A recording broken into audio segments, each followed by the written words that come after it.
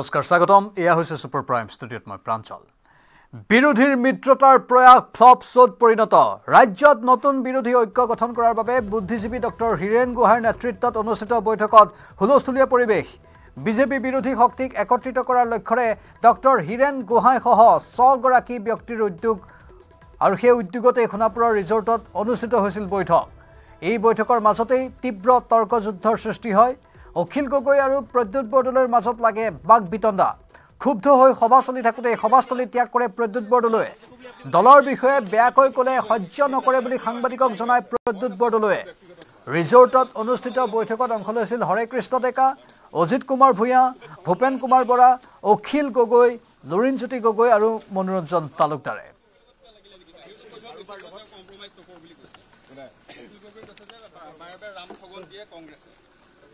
কংগ্ৰেছৰ লগত কাম কৰিবলৈ কেলে আহিছে তেওঁ কাইজাখন কাৰ লগত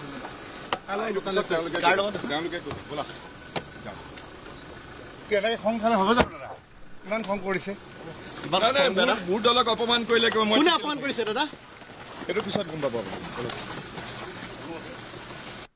খঙত অগ্নিশৰ্মা হৈ প্ৰদ্যুৎ বৰদলৈ ওলাই আহিছিল সাংবাদিকে যেতিয়া প্ৰশ্ন সুধিছিল তেতিয়া কৈছিল দলক অপমান কৰিলে কেনেধৰণে সহ্য কৰি থাকিম কোনে অপমান কৰিছে সেই কথা স্পষ্টকৈ নকলে কিন্তু ভিতৰৰ পৰা যেটো খবৰ আহিল অখিল গগৈৰ হৈতে তৰ্ক বিতৰ্কৰ সৃষ্টি হয় আৰু তাৰ পাছত প্ৰদ্যুৎ বৰদলৈয়ে এনেধৰণে সভা ত্যাগ কৰে আমাৰ জ্যেষ্ঠ সাংবাদিক বিপুল বৰ্মনে অহৰহ তথ্যবোৰ সংগ্ৰহ কৰি আছে বিপুল বাৰে বাৰে বিৰোধী ঐক্যত এনেধৰণৰ ভাঙুন দেখিবলৈ পোৱা গৈ আছে হয় প্ৰাঞ্জল আমি দেখিছিলো যে আজি বিৰোধী ঐক্যৰ এখন বহু প্ৰতীক্ষিত এখন সভা আছিলে বিহালী উপ নিৰ্বাচনৰ পিছত আজি অসম সন্মিলিত মৰ্চা বা বিৰোধী ঐক্য মঞ্চ তেওঁলোকে প্ৰথমবাৰলৈ বহিছিলে আৰু মিটিংখন এটা কাৰণতে ব্যতিক্ৰম আছিলে যে ডক্টৰ হীৰেন গোহাঁই এগৰাকী বিশিষ্ট সাহিত্যিক বিশিষ্ট বুদ্ধিজীৱী তেখেতৰ তৎপৰতাত বা 6 জন ব্যক্তি এই 6 জন ব্যক্তিৰ তৎপৰতাৰে সভাখন সোণাপুৰত হৈছিলে কিন্তু সভাতে আধাতে আপোনাৰ সাংসদজন ওলাই গ'ল এই গোটেই ঘটনা কথা পাতিম এই মুহূৰ্তত আমাৰ লগত এই অসম সন্মিলিত মৰ্চাৰ সভাপতি সাংসদ বিশিষ্ট সাংবাদিক অজিত কুমাৰ ভূঞা ডাঙৰীয়া উপস্থিত আছে দাদা অকমান আজি সভাৰ সিদ্ধান্তটো অকমান জনক কিন্তু তাৰ পিছত আপোনাক মই সুধিম যে সাংসদগৰাকী কিয় ওলাই গ'ল প্ৰথম কথা আজি অসমৰ ৰাজনৈতিক ইতিহাসত এটা অতি উল্লেখযোগ্য আৰু গুৰুত্বপূৰ্ণ দিন কাৰণ বিৰোধী ঐক্য গঢ়ি তুলিবৰ কাৰণে বিজেপিক প্ৰতিহত কৰিবৰ কাৰণে আৰু অসমক তেওঁলোকে যি ধৰণে ধ্বংস কৰি আনিছে তাক ৰোধ কৰিবৰ কাৰণে আমাৰ চেষ্টা বিভিন্ন পৰ্যায়ত অব্যাহত আছে আজিৰ ব্যতিক্ৰমী কথাটো এইটোৱে হ'ল যে ডক্টৰ হীৰেন গোহাঁইৰ নেতৃত্বত অসমৰ 6 গৰাকী মই নিজকে বুদ্ধিজীৱী বুলি নকওঁ তথাপিও ডক্টৰ হীৰেন গোহাঁই হৰে কৃষ্ণ ডেকা তাৰপিছত মই তাৰপিছত ডক্টৰ মান্নান প্ৰফেচৰ মান্নান পৰেশ মালাকাৰ শান্তনু বৰঠাকুৰ এই 6 গৰাকী ব্যক্তিৰ উদ্যোগত আজি কিছুদিনৰ পৰাই কথাবোৰ অলপমান জানিব লাগিব তৎক্ষণাত অন্য এটা দিশলৈ গুচি গ'লে ইয়াৰ উত্তৰ বিচাৰি পোৱা টান সকলো দলকে বেলেগে বেলেগে লগ ধৰি আজিৰ পৰিস্থিতি বিশ্লেষণ কৰিছিলে আৰু এই ক্ষেত্ৰত বিৰোধী দলবোৰৰ দায়িত্ব কি সেই সম্পৰ্কে আলোচনা কৰিছিলে আৰু আজি তাৰ অন্তত সকলোৱে বিচৰাৰ দৰে প্ৰধান ৰাজনৈতিক দলবোৰক লৈ পেলাই এখন আজি ইয়াত বৈঠক হ'ল য'ত চাওক আপোনালোকে জানে তোমাক মই তুমি বুলি কৈছোঁ একেলগে কাম কৰা যে উপ নিৰ্বাচনৰ পিছত ভূপেন বৰাই এই ত্যাগ কৰিছিলে মানে বিৰোধী ঐক্যৰ পৰা গুচি গৈছিলে তথাপিও আমি চেষ্টা এৰি দিয়া নাছিলোঁ আজি প্ৰথম প্ৰচেষ্টা এইটো বুলি ক'ব পাৰি সেই অৰ্থত কাৰণ আগৰ কথাবোৰ আমি সংবাদ মাধ্যমক জনোৱা নাছিলোঁ আৰু আজি এটা অতি ভাল কথা যে 8টা ৰাজনৈতিক দলৰ প্ৰতিনিধি ইয়াত গোট খাইছিলে আৰু কংগ্ৰেছ আহিছিলে প্ৰধান ৰাজনৈতিক দল বিৰোধী ৰাজনৈতিক দল কংগ্ৰেছ আহিছিলে ভূপেন বৰা আহিছিলে তেওঁলোকৰ প্ৰদ্যুৎ বৰদলৈ আহিছিলে বাকী দলবোৰো ইয়াত ৰাইজৰ দল অসম জাতীয় পৰিষদ জাতীয় দল CPM CPI CPI-ML কি কয় APSLC আমাৰ হেৰিয়াৰ ইংটি কাঠাৰ এই সকলোবোৰ আহি এটা আমাক অতি উৎসাহিত কৰিলে এটা সুন্দৰ পৰিৱেশ সৃষ্টি হ'ল আৰু আমি ভাবিছিলোঁ বা আমাৰ ডক্টৰ হীৰেন গোহাঁই বিচাৰিছিলে যে এই কথাবিলাক প্ৰেছক কোৱাৰ এই সময়ত প্ৰয়োজন হোৱা নাই বুলি কিন্তু যি হওক প্ৰেছৰ বন্ধুসকল যেতিয়া আহিলে তেতিয়া আমি তেখেতসকলক কথা কিছুমান ক'লোঁ যিমানখিনি ক'ব পাৰি গতিকে আজি এটা প্ৰথম কথাটো হ'ল এই বৈঠকত হৈছে যুক্তিতৰ্ক হৈছে বিতৰ্ক হৈছে প্ৰতিটো দলৰ ভূমিকা সম্পৰ্কে আলোচনা হৈছে এইবোৰ স্বাভাৱিক কথা কিন্তু এটা সিদ্ধান্ত হৈছে সকলোৱে একমত হৈছে মতানৈক্য বহুত পিছতো বিতৰ্কৰ পিছত কাৰণ সুস্থ বিতৰ্কহে মানুহক এটা প্ৰকৃত সিদ্ধান্তলৈ অহাত সহায় কৰে গতিকে শেষত এই সিদ্ধান্তটো হৈছে যে বিজেপিক ২৬ত প্ৰতিহত কৰিবৰ কাৰণে বিৰোধী ঐক্যৰ বিকল্প একো নাই আৰু এই কথাটোত প্ৰতিটো দলৰ প্ৰতিগৰাকী নেতাই সহমত প্ৰকাশ কৰিছে আৰু সেইমতে সিদ্ধান্ত গ্ৰহণ হৈছে আপোনালোকৰ গোটেই কথাখিনি ক'লে কিন্তু আটাইতকৈ দুৰ্ভাগ্যজনক কথা নাই দুৰ্ভাগ্যজনক পৰ্যায়ত আমাৰ আৰু দল আহিব যোগাযোগ কৰিছে নহয় দীঘলীয়া হ'ব গতিকে আটাইতকৈ দুৰ্ভাগ্যজনক ঘটনা এজন সাংসদে গুচি গ'ল আৰু এজন বিধায়কে টানি ধৰিলে আৰু এজন বিধায়কে তেখেতসকলক বেয়াকৈ ক'লে গতিকে এই গোটেই মেছেজটো কিন্তু সমগ্ৰ অসমত ৩,৩০,০০,০০০ মানুহে চাই আছিলে আপোনালোকৰ মুখলৈ বেয়া মেছেজ এটা গৈছে কি ক'ব নহয় এনেকুৱা যেতিয়া কাম এটা কৰা হয় আৰু বৰ ডাঙৰ কাম এইটো বিৰোধী ঐক্য গঢ়ি তোলা কিমান কঠিন কাম এই কামটো কৰাসকলে জানে সমগ্ৰ ভাৰতবৰ্ষত আজি এই সমস্যাটো হৈছে গতিকে বিভিন্ন মতাদৰ্শ থকা বিভিন্ন স্থিতি সমাজত থকা বিভিন্ন ভূমিকাৰ প্ৰতিটো দল যেতিয়া একেলগ হয় আমি এটা কমন মিনিমাম প্ৰগ্ৰেমতহে একলগ হ'ম গতিকে তাত কিছুমান বিভিন্ন ধৰণৰ নিজৰ প্ৰকাশভংগী সকলোৰে বেলেগ বেলেগ নিজৰ কথা কোৱাৰ কৌশল সকলোৰে বেলেগ বেলেগ গতিকে তাত কি হ'ল এগৰাকী সাংসদে হয়তো খঙৰ ভমকত ওলাই গ'ল কিবা এটা বিতৰ্ক হ'ল তৰ্ক হ'ল তেওঁৰ ওপৰত এটা অভিযোগ আনিলে এনেকুৱা এটা পৰিস্থিতি হ'ব নালাগিছিল কিন্তু হ'ল মই কিন্তু অজিত কুমাৰ ভূঞা ডাঙৰীয়াক এইটো সোধক যে কংগ্ৰেছ দলক বেয়াকৈ কোৱা বুলি তেওঁ উল্লেখ কৰি গ'ল যোৱা সময়ত কংগ্ৰেছ দলক বেয়াকৈ কোৱা বুলি কৈ গ'ল পাত উলিয়াই দিয়ক যদি ইমান ডাঙৰ কাম এটা কৰোঁতে ইমান বিতৰ্ক হোৱা নাই কি কৰা নাই আজি অসম বিধানসভাৰ কথা ওলাইছে অসম বিধানসভাত আজিৰ মুখ্যমন্ত্ৰীয়ে এদিন প্ৰফুল্ল মহন্তক নাঙঠ কৰি দিছিল নে নাই সেইটো ইতিহাসে নাপাহৰে তৰুণ গগৈ তেওঁ যিধৰণে অপমান কৰিছিল সেইটো অসমৰ ৰাইজে দেখিছে গতিকে কিন্তু বিপুল আজিৰ কথাখিনি মূল আজিৰ কথাখিনি সাংসদগৰাকীয়ে যিখিনি কথা কৈ গ'ল অজিত কুমাৰ ভূঞাই যদি সেই কথাখিনিৰ ওপৰত কয় কিন্তু আমাৰ অফিচৰ পৰাও কুৱেশ্যন কৰি আছে আপোনাক আৰু সমগ্ৰ অসমৰ আজি এটা কুৱেশ্যন যে আজি যদি আৰম্ভণি প্ৰথমখন সভাতে যদি আজি হাতত টানি ধৰিবলগীয়া হয় ওলাই যাবলগীয়া হয় ইয়াত টিকট দিওঁতে কি হ'ব টিকট দিওঁতে দেখোন মাৰামাৰি হ'ব দেখোন আমি অলপমান মুকলি কৰি দিলোঁ কাৰণেহে আজি সংবাদ মাধ্যমক কোনখন সভাত মই কৈছোঁ আকৌ আজি মই প্ৰত্যাহ্বান জনাইছোঁ কোনটো দলৰ কোনখন সভাত এনেকুৱা পৰিস্থিতিৰ সৃষ্টি হোৱা নাই এজন সাংসদে তেওঁ হয়তো মনত এটা কষ্ট পালে ওলাই গ'ল কিন্তু তেওঁলোকৰ সভাপতিজন ওলাই যোৱা নাই এইটো কথা মনত ৰাখিব লাগিব সভাপতিজনে তাত থাকি তেওঁৰ বক্তব্য শেষত 15-20 মিনিট সময় বক্তব্য তেওঁ প্ৰকাশ কৰিছে আসন বুজাবুজি সময়ত তেনেকৈ হ'লে হতাহতি হ'ব কোনটো হোৱা নাই ক'ত বিজেপিত হোৱা নাই কোনটো দলত হোৱা নাই আজি বিজেপিৰ কথা নকয় কেলে তোমালোকে কিয় মনে মনে থাকা বিজেপিৰ ক্ষেত্ৰত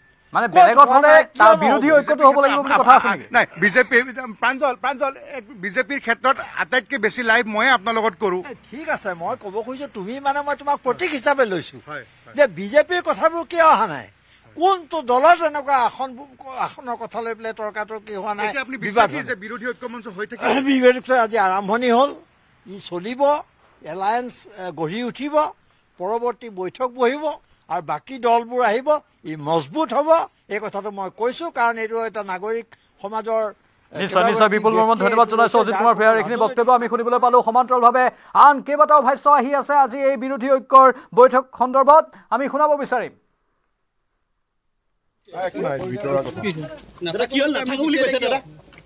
দাদা নাথাকো বুলি আপুনি ওলাই আহিছে বিশেষকৈ এটা ভাল চিন্তাধাৰালৈ সকলো আগবাঢ়িছিল আপুনি ওলাই আহিছে মই নাথাকো এইটো মোৰ ব্যক্তিগত কাৰ লগত কি থাকিলে বিশেষকৈ কিয় নাথাকে সেইটো এটা এইটো পিছত গম পাব দিয়ক মই নাথাকো খুবেই খঙত ওলাই অহা যেন লাগিছে লগত কম্প্ৰমাইজ নকৰোঁ বুলি কৈছে কোনে কৈছে যে বাৰে বাৰে ৰাম ঠগন দিয়ে কংগ্ৰেছে তেতিয়াহ'লে কংগ্ৰেছৰ লগত কাম কৰিবলৈ কেলে আহিছে তেওঁ কাজিয়াখন কাৰ লগত হ'ল দাদা কাৰ লগত মতানৈক্য কৰিছে কাৰ লগত তেওঁলোকে ক'ব ব'লা এনেকৈ খং খালে হ'ব জানো দাদা ইমান খং কৰিছে ইমান খং দাদা কোনে অপমান কৰিছে দাদা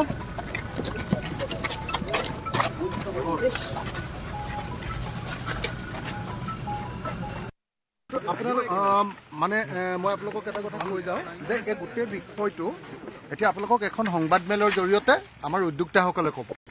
যদি আমি চবেই নিজে নিজে কৈ দিওঁ তেতিয়াহ'লে নিজৰ নিজৰ ভিউটো যাব। এটা মিটিঙত সিদ্ধান্ত হৈছে, সিদ্ধান্তটোৰ বিষয়ে মই কোৱাটো উচিত নহ'ব। কোনো কাজিয়া কৰি খং কৰি কোনো ওলাই যোৱা নাই, বিতৰ্ক এটা হৈছিলে, বছ ইমানেই কাহিনী। আৰু সেইবিলাক চব এটা ঐক্যমতত উপনীত হয়। যিখিনি দলক ছগৰাকী বিশিষ্ট ব্যক্তিয়ে মাতিছিলে তেওঁলোকে তেওঁলোকৰ পৰামৰ্শখিনি আগবঢ়াইছে আৰু প্ৰত্যেকটো দলেই নিজস্ব অভিমতবিলাক দিছে। আৰু শেষত সভাত সিদ্ধান্ত হৈছে যে আজি সভাৰ যিবিলাক ক'বলগীয়া কথা দলকেইটাই ক'ব নালাগে, সভাখনৰ উদ্যোক্তাসকলেহে ক'ব। সেইকাৰণে মই ক'ব বিচৰা নাই, যিহেতু সভাৰ এটা কমলনাৰায়ণ চৌধুৰী ডাঙৰীয়াও আছিলে, তাতে সিদ্ধান্ত হৈছে যে দলকেইটাই ক'ব নালাগে, উদ্যোক্তাসকলে ক'ব।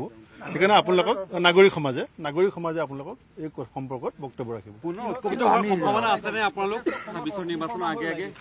কি ক'লে? নাই, সেইখিনি নাগৰিক সমাজে আপোনালোকক জনাব। মই মোৰ কোনোবা এজন বন্ধু অলপ যদি খং কৰে, মই খং কৰা কথাটো প্ৰদ্যুৎ বৰদলৈ ক'ব, মই নকওঁ। আৰু মোৰ বন্ধু এজনে যদি খং কৰে মইতো সন্মান কৰিবলৈ অলপ চেষ্টা কৰিবই লাগিব। অকণমানো আমি ক'ব নোৱাৰো সেইটো কথা, কাৰণ তাৰ পিছত আমি দীৰ্ঘ সময় ধৰি আলোচনা কৰিছো। কংগ্ৰেছৰ সভাপতি ভূপেন বৰা আছে, আপোনালোকক ইতিমধ্যে অজিত ভূঞাই জনাইছে যে আমি দীৰ্ঘ বিৰতিৰ পিছত নাগৰিক সমাজৰ আহ্বানত আজি মিলিত হৈছো।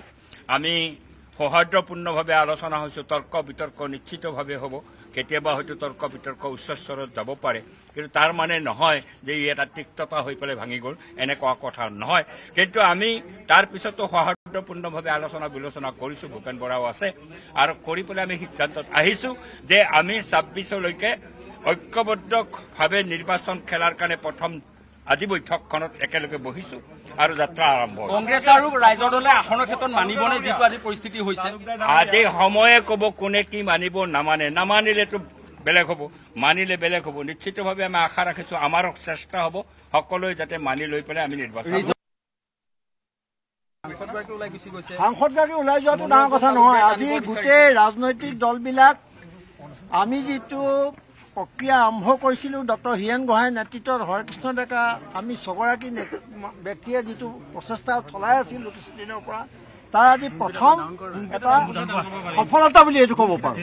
সফলতা এইকাৰণে যে সকলো দল তেখেতসকলে বিচৰাৰ দৰে বা আমি বিচৰাৰ দৰে আজি ইয়াত সমবেত হৈছে।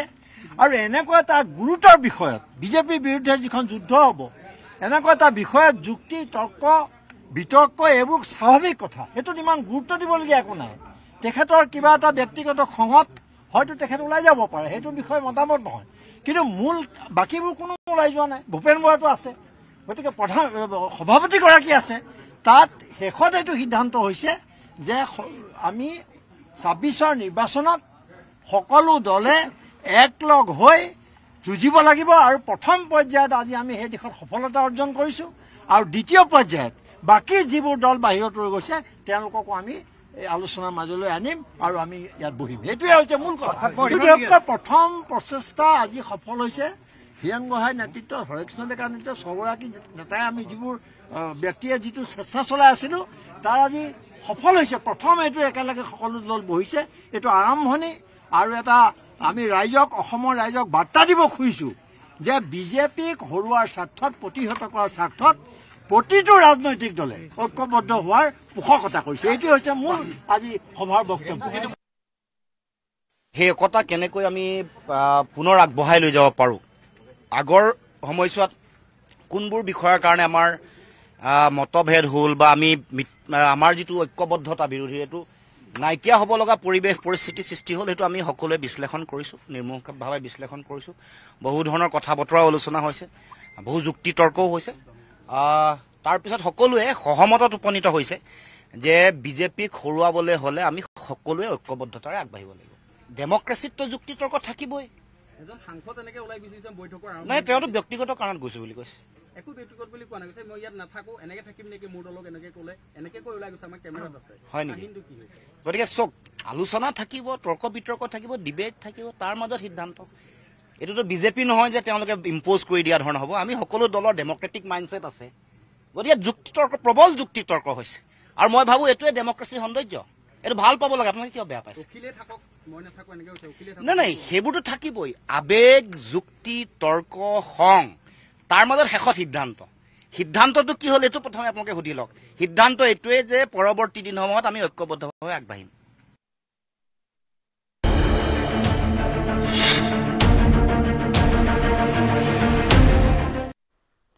আমেৰিকা ভ্ৰমণলৈ যোৱা ইউক্ৰেইনৰ ৰাষ্ট্ৰপতি ভলদিমিৰ জেলেনস্কিক ধমক ডোনাল্ড ট্ৰাম্পৰ।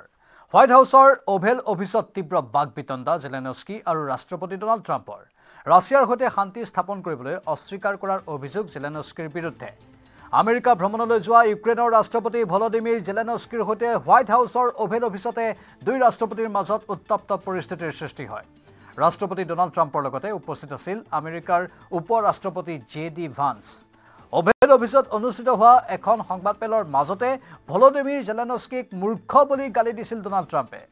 আমেৰিকাই ৰাছিয়াৰ সৈতে যুদ্ধবিৰতিলৈ আহিবলৈ হেঁচা প্ৰয়োগ কৰে, কিন্তু হত্যাকাৰীৰ সৈতে কোনো কাৰণত শান্তি আলোচনা নকৰে বুলি স্পষ্টভাৱে ট্ৰাম্পক সকিয়নি দিছিল, যাৰ বাবে ডোনাল্ড ট্ৰাম্প উত্তেজিত হৈ পৰে আৰু জেলেনস্কিক ধমক দিয়ে। ট্ৰাম্পে কয় যে আপুনি বৰ্তমান ভাল স্থিতিত নাই, শান্তিৰ সলনি তৃতীয় বিশ্বযুদ্ধৰ দিশে যাব বিচাৰিছে আপুনি। ইউক্ৰেইনৰ জনতাৰ জীৱনৰ সৈতে আপুনি জোৱা খেলি আছে বুলি ধমক দিয়ে ডোনাল্ড ট্ৰাম্পে। আপোনাক আমাৰ পূৰ্বৰ অবুধ ৰাষ্ট্ৰপতিয়ে $350 বিলিয়ন সাহায্য দিলে আৰু আপুনি যুদ্ধ চলাই গ'ল। আন্তঃৰাষ্ট্ৰীয় সংবাদ মাধ্যমৰ সন্মুখতে ডোনাল্ড ট্ৰাম্পে অশালীন ব্যৱহাৰ কৰা দেখা গ'ল ইউক্ৰেইনৰ ৰাষ্ট্ৰপতি ভলদিমিৰ জেলেনস্কিক। ৰাছিয়াৰ সৈতে চলি থকা যুদ্ধত আমেৰিকাই সহায় কৰি আহিছে ইউক্ৰেইনক। তাৰ বিপৰীতে আমেৰিকাক ধন্যবাদ নজনোৱাৰ অভিযোগ ভলদিমিৰ জেলেনস্কিৰ বিৰুদ্ধে উপ ৰাষ্ট্ৰপতি JD ভান্সৰ। শেহতীয়াকৈ ৰাছিয়াৰ সৈতে যুদ্ধবিৰতিলৈ আহিবলৈ আহ্বান জনাইছিল ইউক্ৰেইনক। আমেৰিকাৰ প্ৰস্তাৱ অগ্ৰাহ্য কৰিছিল ইউক্ৰেইনৰ ৰাষ্ট্ৰপতিয়ে, যাৰ বাবে হোৱাইট হাউচত অশালীন ভাষাৰে গালি দিয়ে ডোনাল্ড ট্ৰাম্পে। জেলেনস্কিক কৰা এই ব্যৱহাৰ আন্তঃৰাষ্ট্ৰীয় সংবাদ মাধ্যমত প্ৰকাশ হোৱাৰ পাছতে বিশ্বত প্ৰতিক্ৰিয়াৰ সৃষ্টি হৈছে। আনকি দুয়োৰে মাজত হোৱা তৰ্ক বিতৰ্কৰ পাছতে হোৱাইট হাউচৰ পৰা ভলদিমিৰ জেলেনস্কিক ওলাই যাবলৈ কয় ট্ৰাম্পৰ এজন বিষয়াই। দ্বিপাক্ষিক চুক্তি আৰু ইউক্ৰেইন ৰাছিয়াৰ সম্পৰ্কৰ বাবে মাতি নি ডোনাল্ড ট্ৰাম্পে কৰা এই ব্যৱহাৰে সমগ্ৰ বিশ্বতে প্ৰতিক্ৰিয়াৰ সৃষ্টি কৰিছে। ইফালে মাৰ্কিন ৰাষ্ট্ৰপতি ডোনাল্ড ট্ৰাম্পৰ ধমকৰ পাছতে ইউক্ৰেইনৰ ৰাষ্ট্ৰপতি ভলদিমিৰ জেলেনস্কিৰ প্ৰতি সমৰ্থন আগবঢ়াইছে বিশ্বৰ কেইবাখনো দেশৰ ৰাষ্ট্ৰপ্ৰধানে।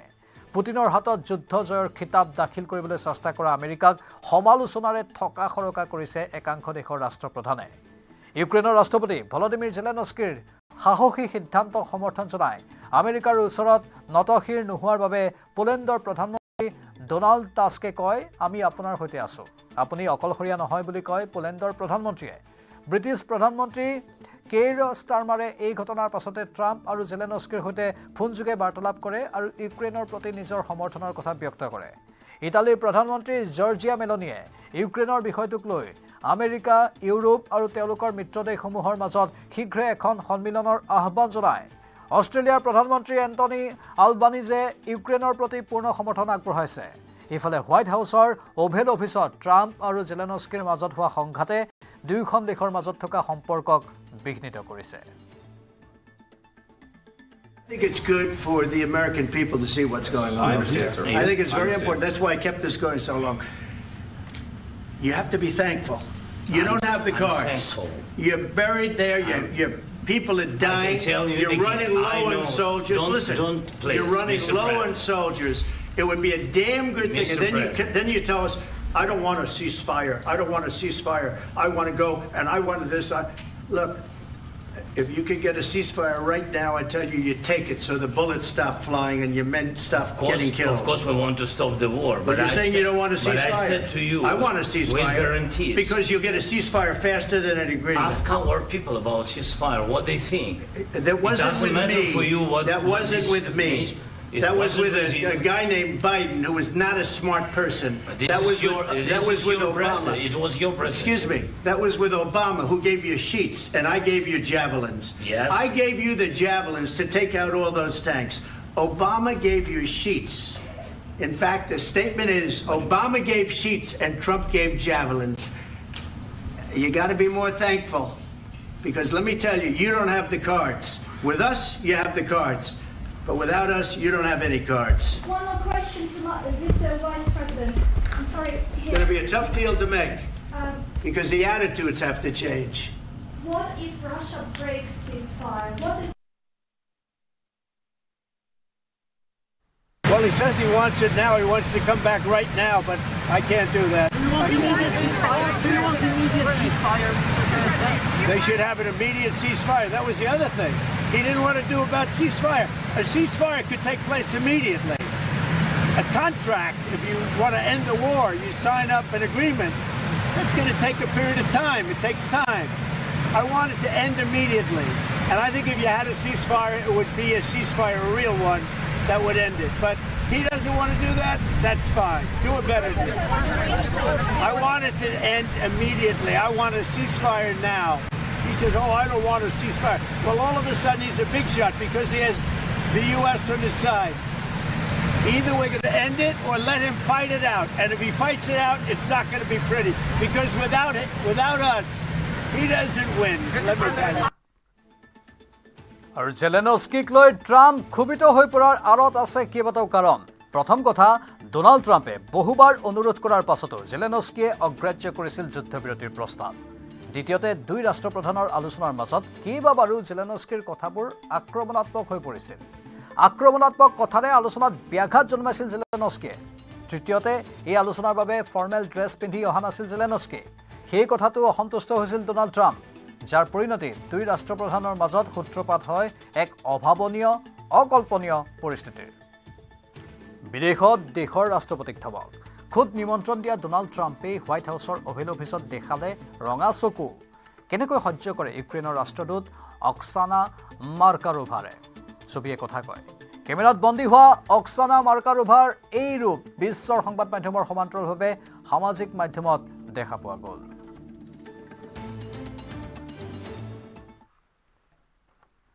এক ভাইৰেল অডিঅ' ক্লিপ মানৱ সমাজত চলি থকা ব্যক্তি বিশেষৰ এক কৰুণ কাহিনীয়ে কন্দুৱাই গ'ল সকলোকে পিছে এই ভাইৰেল অডিঅ'ৰ অনুসন্ধান চলাবলৈ যাওঁতে উন্মোচিত হ'ল সত্যৰ আঁৰৰ আন এক নিদাৰুণ সত্য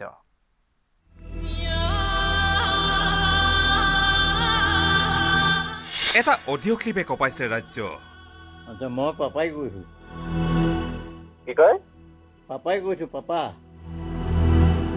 হেল্ল' মই পাপাই কৈছো দেউতাই কোন পাপা পাপা প্ৰতাপ চন্দ্ৰ বৰদলৈ জীৱনৰ অন্তিম কালত পুত্ৰৰ মুখ এবাৰ চাবলৈ পিতৃয়ে কৰা কাকতি মিনতিয়ে কন্দুৱাইছে বহুজনক সকলোকে ভাবিবলৈ বাধ্য কৰিছে ইমান পাষাণু হ'ব পাৰেনে পুত্ৰ আজিৰ সমাজত ইমান ধুনুকা হৈ পৰিব পাৰেনে পিতা পুত্ৰৰ তেজ মঙহৰ বান্ধোন মই শিখ বেদৰ পৰা মই কথা পাতিব বিচাৰিছো মই এটা ইম্পৰ্টেণ্ট কথা ডিছকাছ কৰিব বিচাৰিছো বুজি পাইছে নাই এতিয়া কোনে কৈছে কওকচোন নাই বুজি পাইছে নাই কোনে কৈছো কথাটো কওকচোন কি আছে নাই কথাটো মই কম আগতে বুজি পাইছে নাই কথাটো ক'লেহে মই বুজি পাম একো কোৱাই নাই নহয় না পাপা বুলি কওঁতে বুজি পাইছে নাই বুজি পাইছো বাৰু কওকচোন কথাখিনি শুনিলেই বুজি পোৱা যায় প্ৰায় 19-20 বছৰ দুয়ো দেখা নাই পিতাকে নাজানে তেওঁৰ নাতিপুতি কি আছে বেড ৰেষ্টত থকা বৃদ্ধ পিতাকে বুজাইছে এবাৰ কাষলৈ প্ৰথমে পিতৃৰ মাটি ধৰিব পৰা নাছিল পুত্ৰই পিছত কথা শুনাৰ পিছত পুত্ৰ নিৰুত্তৰ কেৱল সঁহাৰি দি শুনি গৈছে যেন আজিৰ যন্ত্ৰবৎ সভ্যতাৰ নিদাৰুণ প্ৰতিফলন এয়া হেল্ল' ডক্টৰ অনলজ্যোতি বৰদলৈৰ লগত কথা পাতিছে নেকি বাৰু কৈ আছো আচ্ছা আপুনি ঘৰত আছে নে ক'ত আছে আপুনি ঘৰত আছে নে চেম্বাৰত আছে আপুনি কিহৰ কাৰণে ফোন কৰিছে বাৰু নহয় মই আপোনালোকৰ কথা এটা ডিছকাছ কৰিবৰ কাৰণে ফোন কৰিছোঁ কওকচোন কি হৈছে আচ্ছা মই পাপাই কৈছোঁ কি কয় পাপাই কৈছোঁ পাপা হেল্ল' মই পাপাই কৈছোঁ দেউতাই কোন papa papa Pratap Chandra Bordoloi hello' মই প্ৰতাপ বৰদলৈ কৈছোঁ কওকচোন এতিয়া কথাটো হৈছে কি মই চিক বেডত আছোঁ, মোৰ অৱস্থাটো খুব বেয়া আৰু মই মানে লাষ্টত মই কেইটামান ইম্পৰ্টেণ্ট কথা ডিছকাছ কৰিব বিচাৰিছোঁ। মই মোৰ ফোনটোৰ পৰা মই কেইবাবাৰ ট্ৰাই কৰিলোঁ কিন্তু নাপালোঁ, বিজি দেখুৱাই। এতিয়া কথাটো হৈছে কি মই আজি বহুত বছৰ দেখা শুনা হোৱাই নাই। মই মানে এই লাষ্ট মমেণ্টত মই মুখখন চাব বিচাৰিছোঁ, লগতে তোৰ কিবা নাতিপুতি হৈছে যদিও মই তাহাঁতৰ মুখকেইখন চাব বিচাৰিছোঁ। ইম্পৰ্টেণ্ট কথাটো মানে কি যে ইমান দিন দেখা নাই, সেইটো যদি তোৰ কনচিয়েঞ্চে যদি এলাউ কৰে তো মোৰ লগত অকণমান কথা পাতিবলৈ সময় অকণমান উলিয়াব পাৰিলে ভাল। আৰু যদি কথা পাতিবলৈ মন নাই তেতিয়াও মই একো হেৰি নাই, আৰু মোৰ কোনো চিম্পেথিৰ কাৰণে মই ফোন কৰিব বিচৰা নাই। মোক কোনো টকা পইচা হেল্পো নালাগে। মই খালি মোৰ জীৱনৰ লাষ্ট ষ্টেজত মই অকণমান মুখকেইখন চাব বিচাৰিছোঁ। এতিয়া ৰেচপণ্ডটো কেনেকৈ দিয় সেইটো তোৰ ওপৰত কথা। মৃত্যুৰ দুমাহৰ পূৰ্বে যোৰহাটৰ এগৰাকী পিতৃৰ চিকিৎসক পুত্ৰলৈ আৱেগিক ফোনৰ এটা মূৰে পিতৃ প্ৰতাপ চন্দ্ৰ বৰদলৈ আৰু আনটো মূৰে চিকিৎসক পুত্ৰ ডাক্তৰ অনলজ্যোতি বৰদলৈ। 6 মিনিট 46 ছেকেণ্ডৰ এই টেলিফোনিক বাৰ্তালাপ ভাইৰেল হৈ পৰাৰ পিছতেই কুলাংগাৰ পুত্ৰক গালি পাৰি জকি উঠিল সমগ্ৰ ৰাজ্য। সামাজিক মাধ্যমত চলিল তাৰেই চৰ্চা। পৰিয়ালৰ সৈতে তেওঁৰ কাহানী বাই সম্পৰ্ক ছেদ হৈছিল। জীৱনৰ শেষ বয়সত গুৱাহাটীৰ পৰা গৈ যোৰহাটৰ এখন অনাথ আশ্ৰম পাইছিলগৈ তেওঁ। এই অনাথ আশ্ৰমৰ স্বত্বাধিকাৰী যোৰহাটৰ পটীয়া গাঁৱৰ কোচগাঁৱৰ বিনীত দত্ত নামৰ এজন লোকৰ প্ৰতি আশ্ৰয় লৈ আছিল প্ৰতাপ চন্দ্ৰ বৰদলৈয়ে। জীৱিত অৱস্থাত চিকিৎসক পুত্ৰ আৰু কন্যাক এবাৰ চাবলৈ বিচাৰিছিল যোৰহাটৰ লুৰুকিহাটৰ প্ৰতাপ চন্দ্ৰ বৰদলৈ নামৰ 81 বছৰীয়া লোকজনে। কিন্তু শয্যাগত পিতৃক চাবলৈ গুৱাহাটীৰ পৰা যোৰহাটলৈ আহিবলৈ সময় নহল চিকিৎসক পুত্ৰ কন্যাৰ। সেই দুখতেই প্ৰতাপ চন্দ্ৰ বৰদলৈ মানসিকভাৱে ভাগি পৰাৰ লগতে স্বাস্থ্যৰ অৱনতি ঘটে। পৰৱৰ্তী সময়ত যোৰহাট চিকিৎসা মহাবিদ্যালয়ত ভৰ্তি কৰা হৈছিল যদিও বুধবাৰে শেষ নিশ্বাস ত্যাগ কৰে প্ৰতাপ চন্দ্ৰ বৰদলৈয়ে।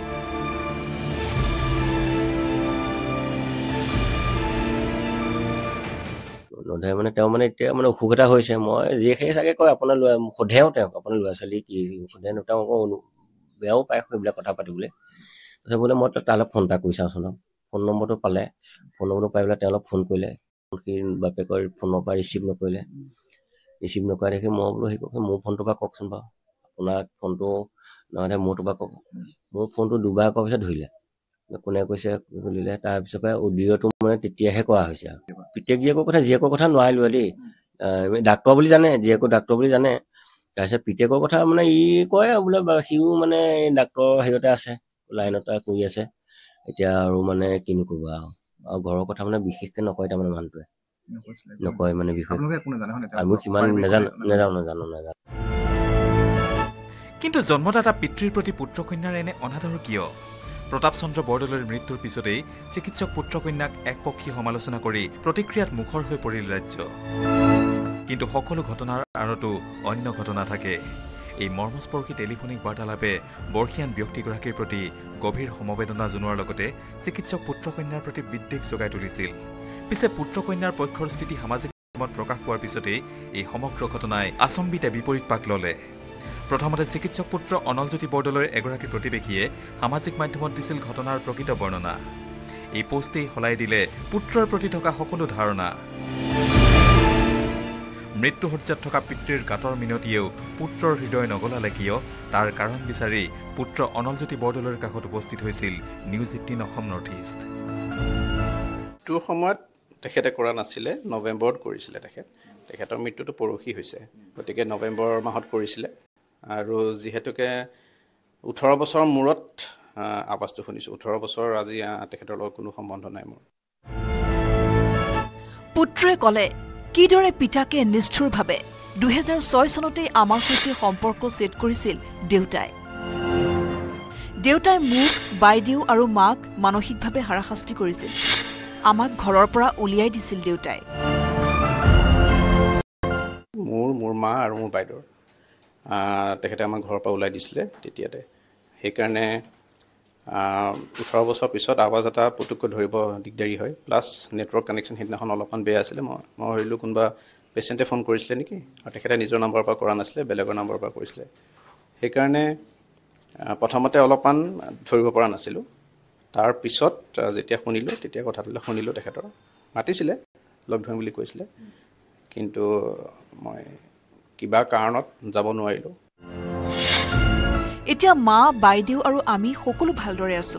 70 বছৰীয়া অসুখীয়া মা আমাৰ সৈতে সুখে শান্তিৰে আছে। আমাতকৈ বেছি দেউতাৰ শাৰীৰিক মানসিক কষ্ট পাইছে মায়ে। 2006 তেখেতে আমাৰ ঘৰৰ পৰা ওলাই দিছিলে, আৰু তেখেতৰ নামত এখন FIR আছে দিছপুৰ পুলিচ থানাত। গতিকে সেইবিলাক আমি পাৰ্চু কৰা নাই সেই কেছবিলাক।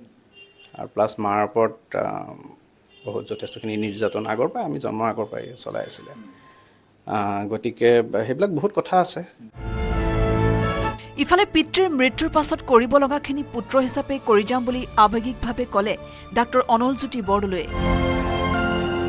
ইনফেক্ট ছেপ্টেম্বৰ মাহত তেখেতে এখন চিঠি এখন পঠাইছিলে। চিঠি এখন ৰেজিষ্টাৰ্ড পষ্টত আহিছিল, মোৰ চেম্বাৰলৈ আহিছিল, মোৰ বাইদেউৰ চেম্বাৰলৈ গৈছিলে।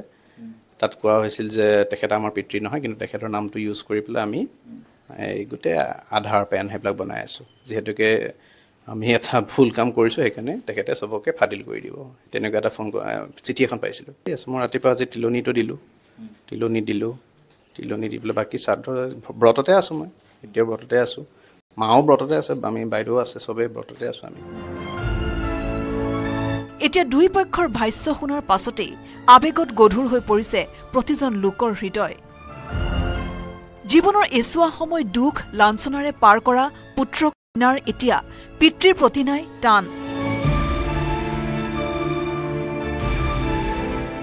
পিছে সকলো শুনাৰ পিছতো সমাজত অনেকৰে ভাষ্য, পিতৃৰ অন্তিম ইচ্ছা পূৰণ কৰি মানৱীয় মহানতাৰে সকলোকে ক্ষমা কৰি হৰ্যাগত পিতৃৰ খবৰ লোৱাটো দায়িত্ব নাছিল জানো উচ্চ শিক্ষিত ডাঃ অনলজ্যোতি বৰদলৈৰ?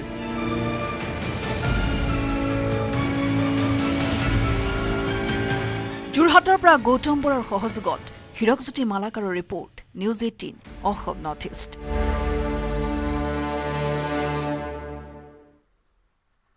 ৰাজধানী দিল্লীত বিজেপিয়ে শাসনভাৰ লোৱাৰ পিছতে দিল্লীক লৈ গুৰুত্বপূৰ্ণ সিদ্ধান্ত গ্ৰহণ কৰিছে মুখ্যমন্ত্ৰী ৰেখা গুপ্তাই। এইবাৰ দিল্লীৰ ৰাজপথত দেখা নাপাব 15 বছৰীয়া বাহন। ৰাজধানী দিল্লীত প্ৰদূষণ নিয়ন্ত্ৰণৰ বাবে বিজেপিয়ে লৈছে ডাঙৰ সিদ্ধান্ত। 31 মাৰ্চৰ পিছত দিল্লীত 15 বছৰৰ ওপৰৰ বাহনত পেট্ৰল ডিজেল নিদিয়াৰ সিদ্ধান্ত গ্ৰহণ কৰিছে দিল্লী চৰকাৰে।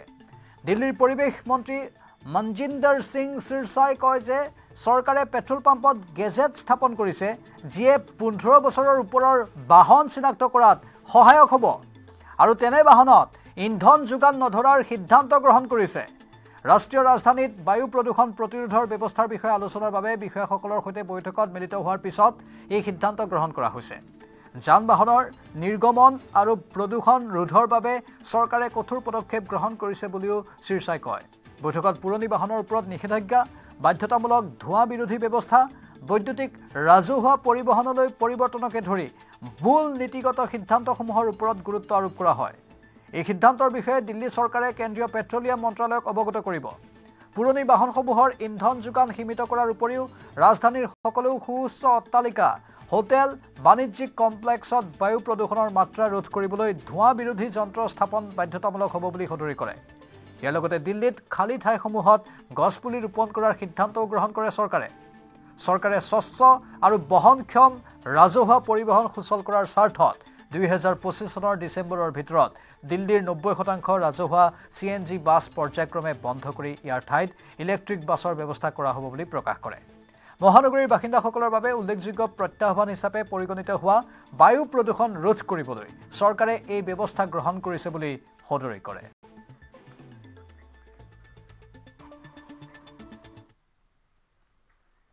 দিল্লী বিধানসভাৰ অধিৱেশনত কেগৰ প্ৰতিবেদনত বিস্ফোৰণ এটাৰ পাছত আনটো বিস্ফোৰণ ঘটাইছে কেগৰ প্ৰতিবেদনে এইবাৰ কেগৰ প্ৰতিবেদনত উন্মোচিত আন এক চিন্তনীয় তথ্য গৰ্ভৱতী মহিলাক লৈ বিস্ফোৰণ ঘটালে কেগৰ প্ৰতিবেদনে কেগৰ প্ৰতিবেদন মতে 2016 চনৰ এপ্ৰিলৰ পৰা 2022 চনৰ ছেপ্টেম্বৰৰ ভিতৰত প্ৰতি মাহে দিল্লীত গড়ে প্ৰায় 50 গৰাকী প্ৰসূতিয়ে মৃত্যু খাবতি লৈছে গৰ্ভাৱস্থাৰ সময়ত বা গৰ্ভাৱস্থাৰ অন্ত পৰাৰ 42 দিনলৈকে প্ৰসূতি মৃত্যু হোৱাৰ তথ্য পোহৰলৈ আহিছে 2016 চনৰ এপ্ৰিলৰ পৰা 2022 চনৰ ছেপ্টেম্বৰৰ ভিতৰত দিল্লীত মুঠ 3777 গৰাকী প্ৰসূতিৰ মৃত্যুৰ ৰিপৰ্ট পোৱা গৈছে জিলা পৰ্যায়ত মাত্ৰ 1983 গৰাকীৰ অৰ্থাৎ 52.50% পৰ্যালোচনা কৰা হৈছিল কেগৰ প্ৰতিবেদন মতে 2021-22 চনত সৰ্বাধিক প্ৰসূতিৰ মৃত্যু হৈছে আৰু সেই সংখ্যা আছিল 638 গৰাকী গৰ্ভাৱস্থা আৰু প্ৰসৱৰ প্ৰয়োজনীয়তাৰ প্ৰতি লক্ষ্য ৰাখি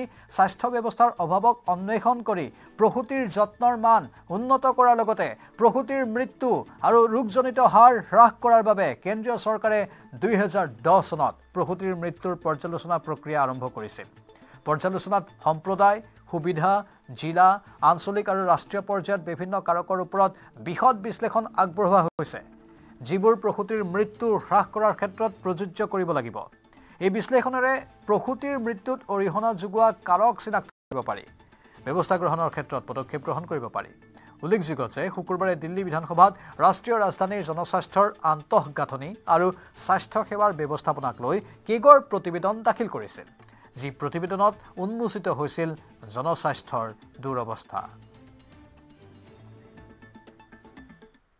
ইফালে দিল্লীৰ পৰা শীঘ্ৰে বিতাৰিত কৰা হ'ব অবৈধ বাংলাদেশীক শীঘ্ৰে বিতাৰিত কৰা হ'ব ৰোহিংগ্যাক কেন্দ্ৰীয় গৃহমন্ত্ৰী অমিত শাহৰে হোৱা এক উচ্চস্তৰীয় বৈঠকৰ পাছত এই ঘোষণা মুখ্যমন্ত্ৰী ৰেখা গুপ্তাৰ বৈঠকত উপস্থিত থাকে দিল্লীৰ আৰক্ষী আয়ুক্ত বাংলাদেশী আৰু ৰোহিংগ্যা অনুপ্ৰৱেশকাৰীক দেশত প্ৰৱেশ কৰাত সহায় কৰা তেওঁলোকৰ নথিপত্ৰ নিৰ্মাণ কৰা আৰু ইয়াত থকাৰ সুবিধা প্ৰদান কৰা সমগ্ৰ নেটৱৰ্কৰ বিৰুদ্ধে কঠোৰ ব্যৱস্থা গ্ৰহণ কৰাৰ হুংকাৰ দিছে দিল্লী চৰকাৰে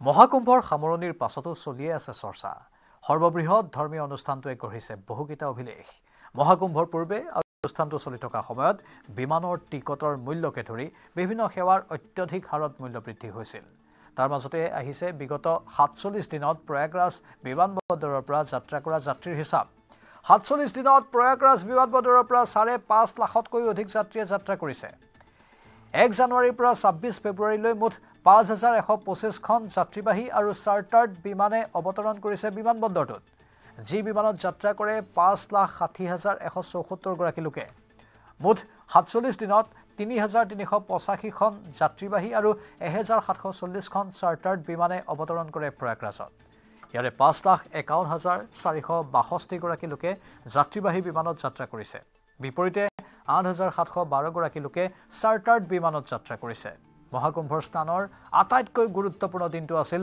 মৌনী অমাৱস্যা কিন্তু মহাশিৱৰাত্ৰিৰ স্নান পৰ্বৰ এদিন পূৰ্বে অৰ্থাৎ 25 ফেব্ৰুৱাৰীত প্ৰয়াগৰাজত 262 খন বিমানে অৱতৰণ কৰিছিল মহাশিৱৰাত্ৰিৰ দিনটোত প্ৰয়াগৰাজৰ বিমানবন্দৰৰ পৰা 22,888 জন লোকে যাত্ৰা কৰিছিল আনহাতে মহাকুম্ভ অন্ত পৰাৰ পাছত প্ৰয়াগৰাজৰ বিমানবন্দৰৰ পৰা 25 খন চহৰলৈ বিমান সেৱা বন্ধ হৈ পৰে মহাকুম্ভৰ বাবে গুৱাহাটী চেন্নাই কলকাতাকে ধৰি বহু চহৰৰ পৰা পোনপটীয়াকৈ বিমানৰ যাত্ৰা আৰম্ভ কৰা হৈছিল য'ত নেকি বহুকেইখন চহৰৰ পৰা যাত্ৰীয়ে দিল্লী হৈহে প্ৰয়াগৰাজলৈ যোৱাৰ সুবিধা পাইছিল মহাকুম্ভৰ পাছত এতিয়া বিমানবন্দৰটোৰ পৰা কেৱল নিয়মীয়া বিমানেহে যাত্ৰা কৰিব লগতে প্ৰয়াগৰাজৰ বিমানবন্দৰৰ পৰা আৰম্ভ হোৱা হেলিকপ্টাৰৰ সুবিধাও বন্ধ কৰি দিয়া হৈছে মহাকুম্ভত ডিউটি কৰা আৰক্ষীলৈ যোগী চৰকাৰৰ অফাৰ আৰক্ষীসকলে লাভ কৰিব অতিৰিক্ত বোনাছ আৰক্ষীসকলে লাভ কৰিব অতিৰিক্ত ছুটিও এই ঘোষণা কৰাৰ পাছতে উল্লাসিত হৈ পৰিছে আৰক্ষীসকল এটা ধুনীয়া কবিতাৰে যোগী চৰকাৰক আৰক্ষীসকলে জনালে ধন্যবাদ আৰক্ষীসকলৰ কৰ্তব্যক প্ৰাধান্য দিয়াৰ বাবে কৃতজ্ঞতা জনালে যোগী চৰকাৰক আৰু সুপাৰ প্ৰাইমত এইখিনিতে সময় বাণিজ্যিক বিৰতিৰ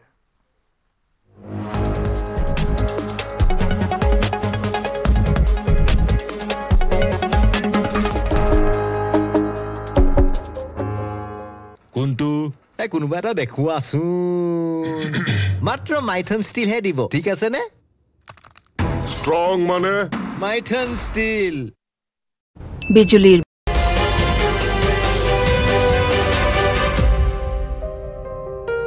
এডভান্টেজ আসামে ৰাজ্যত ঔদ্যোগিক পৰিৱেশৰ এটা বিশ্বাস দিছে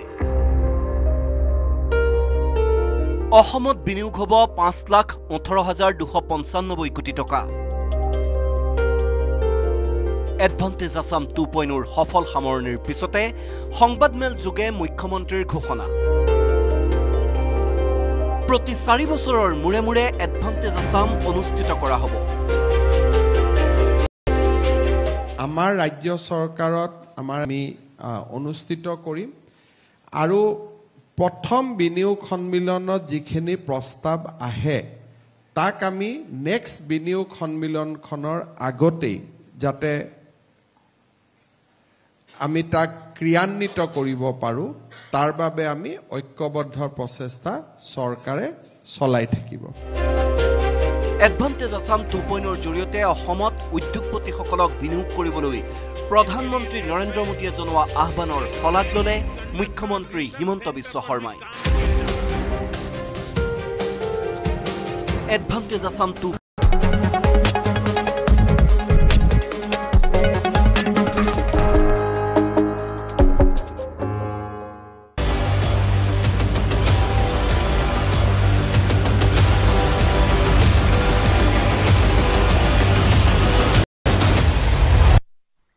হয় 25-23 পুনৰাবৃত্তি 2023 চনৰ চেম্পিয়ন্স ট্ৰফিত মুখামুখি হোৱা আটাইকেইটা দলে 2025 বৰ্ষৰ সেমিফাইনেলত প্ৰৱেশ কৰিছে দক্ষিণ আফ্ৰিকাই সেমিফাইনেলত প্ৰৱেশ কৰাৰ পাছতেই পুনৰাবৃত্তি ঘটে 2023 চনৰ ইতিমধ্যে ভাৰত নিউজিলেণ্ড আৰু অষ্ট্ৰেলিয়াই সেমিফাইনেলত প্ৰৱেশ কৰি নিজৰ স্থান নিশ্চিত কৰিছে 4 ফেব্ৰুৱাৰীত ডুবাইত অনুষ্ঠিত হ'ব প্ৰথমখন সেমিফাইনেল 5 ফেব্ৰুৱাৰীত গাদ্দাফি ষ্টেডিয়ামত হ'ব দ্বিতীয়খন সেমিফাইনেল প্ৰথমখন সেমিফাইনেল 4 ফেব্ৰুৱাৰীত দ্বিতীয়খন 5 ফেব্ৰুৱাৰীত যদিহে ভাৰত ফাইনেলত প্ৰৱেশ কৰে তেনেহলে ফাইনেল খেলখন হ'ব ডুবাই আনহাতে সেমিফাইনেলত ভাৰত পৰাস্ত হলে লাহোৰত হ'ব ফাইনেল আৰু কাইলৈ ভাৰতৰ জয় পৰাজয়ৰ ওপৰত নিৰ্ভৰ কৰিব সেমিফাইনেলৰ সূচী ভাৰত আৰু নিউজিলেণ্ডৰ মাজত হ'বলগীয়া মেচখনত নিৰ্ণয় হ'ব আগন্তুক মহাৰণ যদি ভাৰত জয়ী হয় তেনেহলে ভাৰতে অষ্ট্ৰেলিয়াৰ বিৰুদ্ধে অৱতীৰ্ণ হ'ব সেমিফাইনেলত আনহাতে নিউজিলেণ্ড মুখামুখি হ'ব দক্ষিণ আফ্ৰিকাৰ লগত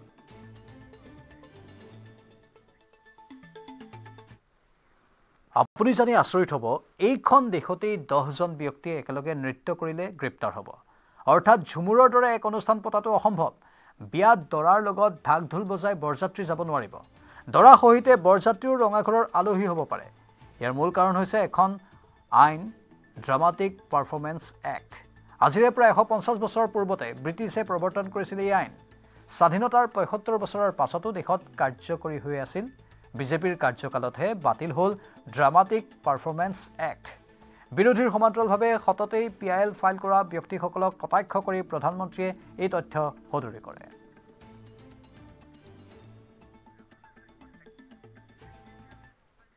এতিয়া মহা বিপদত পৰিছে সুকণ্ঠী গায়িকা শ্ৰেয়া ঘোষাল কোনোপধ্যেই পৰিত্ৰাণ পোৱা নাই বিপদৰ পৰা ৰক্ষা পাবলৈ অনুৰাগীৰ ওচৰ চাপিছে শ্ৰেয়া ঘোষাল এণ্ড কোম্পানী 13 ফেব্ৰুৱাৰীতে সন্মুখীন হোৱা ঘটনাৰ কথা অনুৰাগী তথা ভাৰতবাসীক 1 মাৰ্চত জনালে শতিকাৰ সংগীত বিস্ময় শ্ৰেয়া ঘোষালে এটা টুকাৰে ৰাইজক জনাইছে শ্ৰেয়াই ইনষ্টাত শ্ৰেয়াই লিখিছে মোৰ টুইটাৰ আৰু এক্স একাউণ্ট 13 ফেব্ৰুৱাৰীৰ পৰা হেক হৈছে এক্স দলৰ সাহায্য ল'বলৈ মোৰ সামৰ্থ্য অনুসৰি সকলো চেষ্টা কৰিছোঁ কিন্তু কেইটামান অটো জেনেৰেটেড ৰেছপন্সৰ বাহিৰে কোনো সঁহাৰি পোৱা নাই তাতকৈ ডাঙৰ কথাটো হ'ল সেই হেক হোৱা একাউণ্টটো ডিলিট কৰিবলৈও সমৰ্থবান হোৱা নাই শ্ৰেয়া ঘোষালৰ টীম লগতে লগ ইন কৰিব পৰাও নাই শ্ৰেয়াই উপায়ন্তৰ শ্ৰেয়া ঘোষালে অনুৰাগীলৈ আহ্বান জনাইছে কোনেও যাতে তেওঁৰ এক্স একাউণ্টৰ পৰা পোৱা কোনো ধৰণৰ লিংকত যাতে কাহানিও ক্লিক নকৰে সেই সকলোবোৰ লিংকেই স্পেম আৰু ফিচিং কাৰবাৰৰ একাউণ্টটো পুনৰুদ্ধাৰ হ'লে আৰু নিৰাপদ হ'লে শ্ৰেয়াই ব্যক্তিগতভাৱে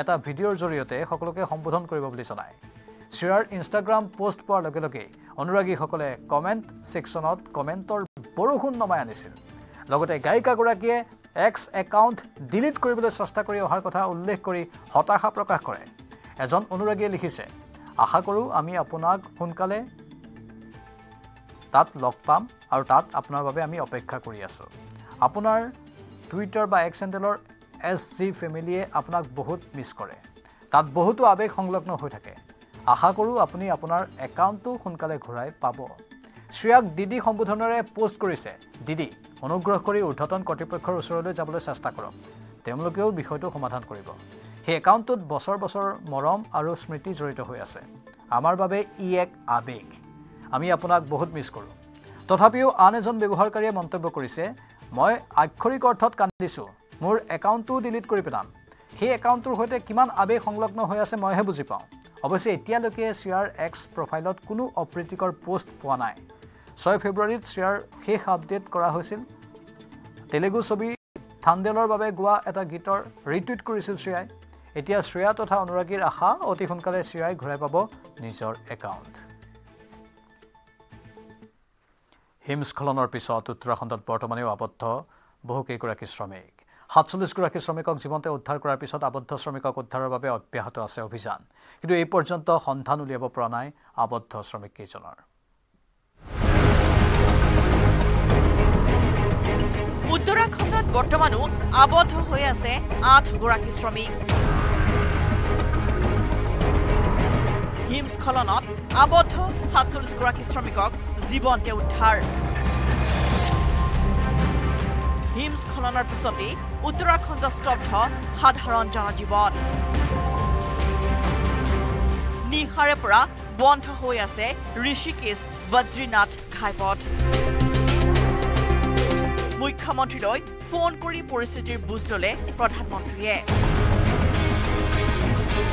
উদ্ধাৰ অভিযানত নামিছে সেনা NDRF ITBP হিমস্খলনৰ পিছত উত্তৰাখণ্ডত বৰ্তমানো আবদ্ধ হৈ আছে 8 গৰাকী শ্ৰমিক 47 গৰাকী শ্ৰমিকক জীৱন্তে উদ্ধাৰ কৰাৰ পিছত আবদ্ধ শ্ৰমিকক উদ্ধাৰৰ বাবে অব্যাহত আছে অভিযান কিন্তু এই পৰ্যন্ত সন্ধান উলিয়াব পৰা নাই আবদ্ধ শ্ৰমিককেইজনৰ হিমস্খলনৰ ফলত উত্তৰাখণ্ডৰ বদ্ৰীনাথত বৰফৰ মাজত আবদ্ধ হৈ পৰিছিল BROৰ প্ৰায় 55 গৰাকী শ্ৰমিক মানাৰ পৰা ঘষ্টুলি সংযোগী ৰাষ্ট্ৰীয় ঘাইপথত সংঘটিত হৈছে এই ঘটনা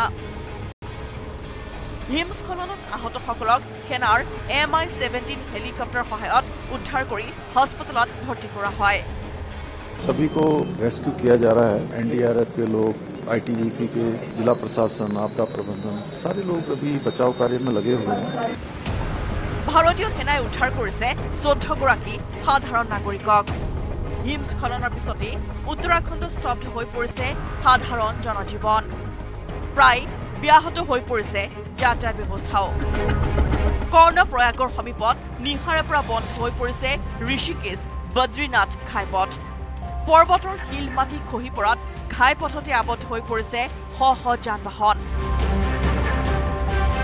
ইফালে ৰাজ্যখনৰ শেহতীয়া পৰিস্থিতিক লৈ মুখ্যমন্ত্ৰী পুষ্কৰ সিং ধামীলৈ ফোন কৰি পৰিস্থিতিৰ বুজ লৈছে প্ৰধানমন্ত্ৰী নৰেন্দ্ৰ মোদীয়ে উদ্ধাৰ অভিযানত কেন্দ্ৰীয় চৰকাৰৰ তৰফৰ পৰা সম্পূৰ্ণ সহায়ৰ আশ্বাস প্ৰদান কৰিছে প্ৰধানমন্ত্ৰীগৰাকীয়ে উদ্ধাৰ অভিযানৰ সময়ত উপস্থিত হৈ আহত শ্ৰমিকৰ স্বাস্থ্যৰ বুজ লয় মুখ্যমন্ত্ৰীগৰাকীয়ে ইতিমধ্যে উদ্ধাৰকাৰী দলৰ লগতে প্ৰশাসনৰ শীৰ্ষ বিষয়াৰে বৈঠকত মিলিত হৈছে মুখ্যমন্ত্ৰী Pushkar Singh Dhami national desk news 18 Assam north east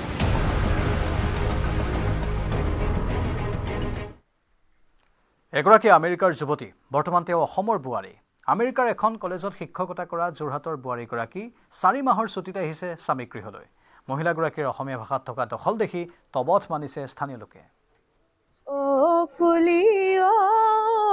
তুলয় মনত পৰে গধূলি ফুল গামোচা বৈছো মই মনৰ কথা কবলৈ ৰেহানা খেস্কি নমস্কাৰ মই ৰেহানা খেস্কি মই আমেৰিকাত থাকো মিনিছটাত থাকো আৰু যোৰহাটত বোৱাৰী হলো আমেৰিকাৰ মিনিষ্টাৰৰ যুৱতী এতিয়া যোৰহাটৰ বোৱাৰী অসমীয়া ভাষা তথা অসমীয়া সংস্কৃতিৰ প্ৰতি থকা গভীৰ ভালপোৱাৰ বাবে যোৰহাটৰ বহু লোকৰ দৃষ্টি আকৰ্ষণ কৰিছে ৰেহানাই 2011 চনত PhDৰ বাবে অসমলৈ আহিছিল ৰেহানা আৰু তাৰ পিছৰে পৰা গৱেষণাৰ কামত প্ৰয়োজন হোৱাত সুন্দৰকৈ শিকি ললে অসমীয়া লাহে লাহে অসমীয়া সংস্কৃতি লোকাচাৰৰ প্ৰেমত পৰা ৰেহানাই জীৱন সংগীৰূপে গ্ৰহণ কৰিলে যোৰহাটৰ প্ৰফুল্ল দত্তৰ পুত্ৰ জিন্তি দত্ত আৰু সেয়াই আছিল আৰম্ভণি ৰেহানাৰ স্বামী জনপ্ৰিয় সংগীত শিল্পী তথা সাউণ্ড ইঞ্জিনিয়াৰ জিন্তি দত্ত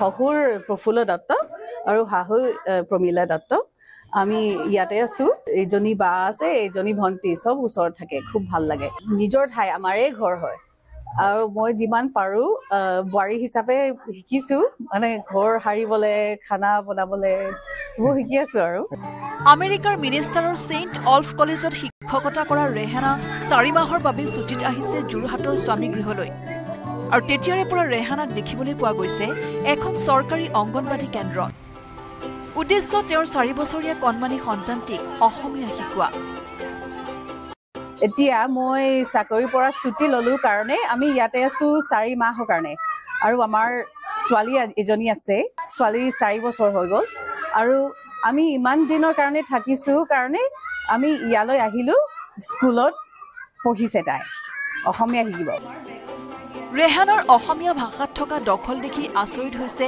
অংগনবাদী কেন্দ্ৰৰ শিক্ষয়িত্ৰীৰ লগতে বাকী ছাত্ৰ-ছাত্ৰীসকলৰ অভিভাৱকসকলো সকলোৰে অনুৰোধত ৰেহানাই ছাত্ৰ-ছাত্ৰীসকলৰ সন্মুখত গালে বিহুৰ পৰা দিহানামলৈকে